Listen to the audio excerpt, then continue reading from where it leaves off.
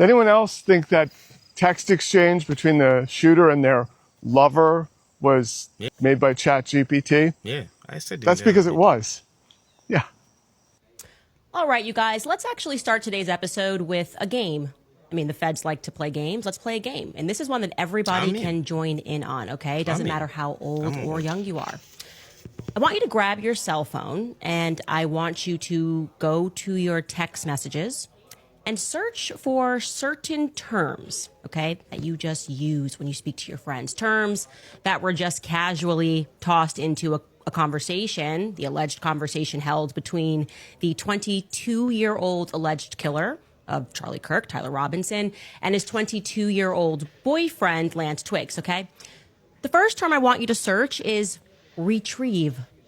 Yeah, look it up. When is the last time that you used the word retrieve between you and a friend? Retrieve. I'm going to retrieve something.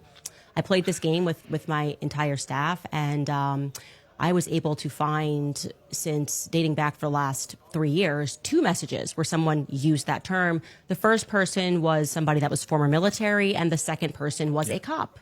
Makes sense. Okay, we're not done playing this game. Second term that I want you to look for in your phone is vehicle. Vehicle. I mean, what pops up for you? Is that something that you say? I'm just going to go outside to my vehicle. I left something in my vehicle. I'll be right back. I just parked. I parked my vehicle outside. I don't remember where I parked my vehicle. She's right. What's popping up for you? Oh, probably literally nothing. Maybe something related to the DMV. That's what came up for me. Things about the DMV. I think for Skylar, something came up for his car wash. Your vehicle is ready. Sounds pretty professional. I don't know what to tell you guys, though, because what they're telling us is that is just the way the 22-year-olds are speaking these days. Apparently, they just shoot the breeze with one another, and they say vehicle and retrieve. And if you don't believe me, then good. You shouldn't believe that. You shouldn't believe me when I say that. So welcome back to Candace. I love vehicles, love fast vehicles. I'm a big vehicle person, said nobody ever. The text messages that were released yesterday in the indictment of Tyler Robinson make perfect sense if you don't think about them at all. Like literally, if you suspend all reason, all rationality, then they can make perfect sense. That's the only way. You just have to stop thinking. You got to get to that point where you're like, are we still talking about Jeffrey Epstein? Okay, so guys, I'm in my vehicle right now. This is a Mercedes vehicle. Somebody was asking the model of this vehicle. I always shoot videos from the vehicle. Guys, why do you think I shoot videos from the vehicle? So she couldn't say it, but it's mostly law enforcement. So if you see those videos on YouTube, even the body cams, there are channels for body cams where they show cops maybe solving crime and all that. That's where you hear the language about the vehicle. Even retrieve, they talk about retrieving a weapon. It's law enforcement in the army. Those are the people that use words retrieve and vehicle. I'm not going to say, I've never said I'm taking my vehicle for car wash. That even sounds so wrong. You can't say vehicle wash, motor vehicle wash. I'm going to the motor vehicle wash. You say car. There's a car that's still moving about. Even older people, I don't think they use words like vehicle. I've just watched a clip that's blowing up. It's one man calling out the official story around Charlie Kirk's killing. He's angry, he's certain something's off, and he lays out a case that a lot of people are going to find explosive. He says he's been around politics and media for years. He claims the authorities and big media figures are pushing a neat narrative that doesn't add up. His key point is the rifle. He argues the video shows a man jumping from a roof with no rifle in his hand. He says the idea that the shooter stripped a Mauser, stuffed parts into a backpack and down his trouser leg, fled, then calmly reassembled or neatly staged the gun in nearby woods is nonsense to anyone who knows firearms. He doesn't just question the mechanics. He says the whole press conference felt like theatre. He accuses well-known hosts of parroting talking points. He hints at a cover-up, even floating the possibility that breadcrumbs were planted to steer blame towards the usual villains. Then he asks the uncomfortable question, why would anyone want Charlie Kirk dead, and who benefits from the story being tied up fast? These are strong claims, and there's some harsh language in the original I'm not repeating here. And to be clear, these are still allegations, not verified facts. The investigation is ongoing, and everyone should keep a cool head. But he does raise specific testable questions about the timeline, the gun, and the recovered evidence. Those deserve clear answers. But most importantly, what do you think? Do you buy the official story so far, or do you see gaps that need explaining? Keep it civil, keep it smart. Where are you on this? Well, the last piece of the puzzle I just received in a video from Mr. Clark Payne, who shared what I was thinking, is that it was either a shooter that was very close to Charlie, like behind him or somewhere near him, or it was a drone and they used a laser, like a laser pointer, to point at Charlie's back when that's what the drone detects as to where to shoot and when. And so I thought it was one of those two scenarios, leaning towards the drone. But now there's a video out, and you can go, I'll tag the creator in this video, but it's from the opposite angle. So like the popular video of Charlie's death is from his right side. This one is from his left side. And so you see way back in the distance, probably maybe 60 or 70 feet to his back right. So he's facing the audience here. The building's behind him. And like it's back this way, kind of in that area in between, like up against the building, between the crowd and the building. There's this like really shady area with like, it appears to have like navy blue or dark, like maybe black curtains, like 12, 13-foot curtains. And right before, like a nanosecond before you hear the gun blast, you see the flashbang. And so you see the bang from a gun over in that area behind him. And so the audience, who I've said was fishy the whole time, were like my age or older, like 40 or 50, not college age kids. And they were being overly enthusiastic, overly like hyper and like cheering really loud and frantic and just being very distracting. So they would keep Charlie's attention. So he wouldn't notice something like behind him or like nothing would catch his eye. He would always be like focused on where the movement is. That's how humans work. So that was their job. And then the old Zionist dude who said I would do it again, I originally thought he was creating a distraction for the kid on the roof. But now he was obviously creating the distraction for the guy that was like right there. The kid on the roof, that Groyper kid, did not kill Charlie. I guarantee has not like made a confession yet.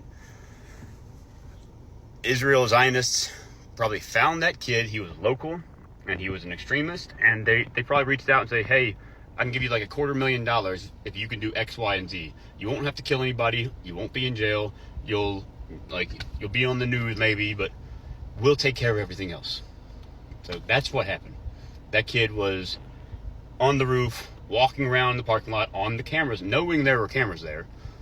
He probably didn't even have a gun. He probably stuck a stick in his like pant leg, and they took care of everything else for him.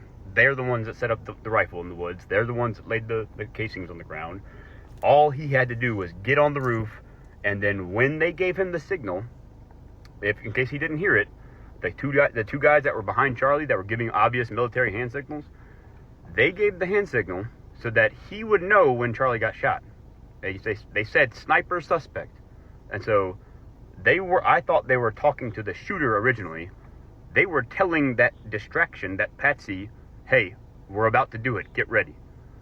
In the video that Mr. Clark Payne shares, I'll tag him in this video, you see behind that little curtain area, the flashbang, like a nanosecond before you hear the bang, and then you actually see the bullet come from behind Charlie. And that explains why there's the puff out of his shirt from the pressure, and it comes out this side of his neck.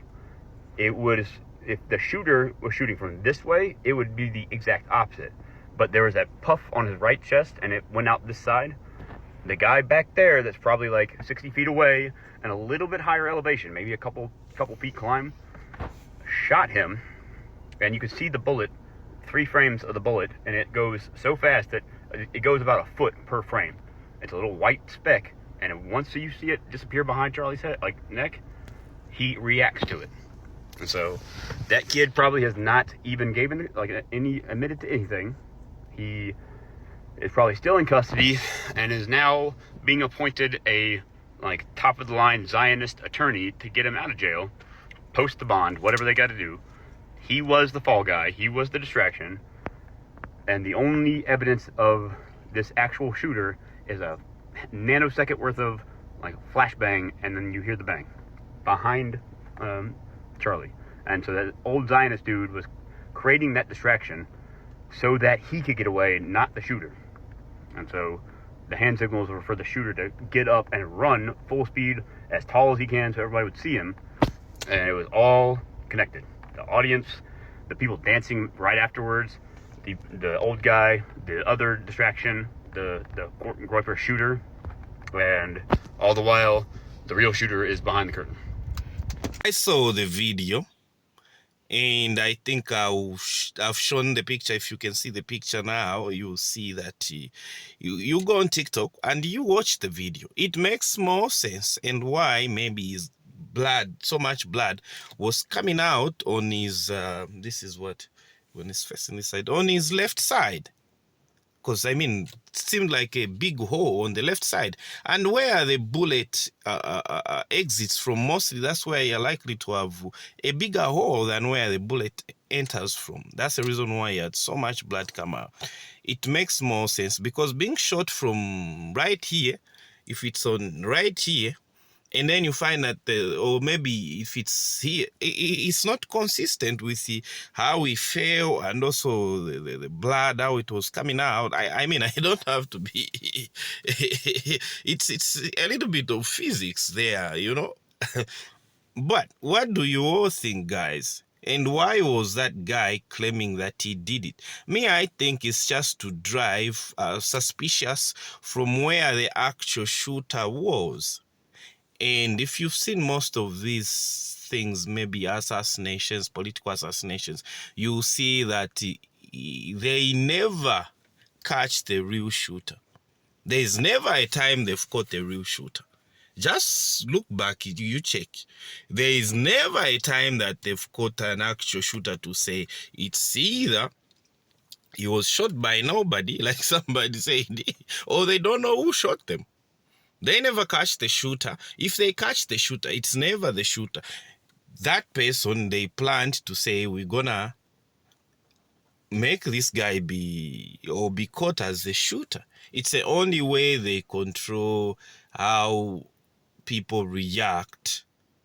You know, it's so important for them how people react to this whole thing, because if people don't react the way they want to, then they probably haven't really achieved much other than taking out maybe the person they thought maybe could be a threat, or he said something, or maybe there was something that was happening in the background, or they feared for the future to say, this guy, and guy, do you think he was presidential material? Let's talk about this in the comment section. Do you think he was presidential material? If he decided to say in the next or 10 years from now, I'm gonna run, do you think he would have like given a much panic to the population? Like, do you think he would have been a problem people to worry about? You know? Sometimes maybe these people, they want to make sure that they don't have certain problems in the future. What do you all think, guys? Let me know. You believe in the stories and the evidence they are presenting out there? Do you think the guy they are saying shot him is the actual shooter? You check out my last video I made for more information on this. Guys, thanks for watching and subscribe to the channel.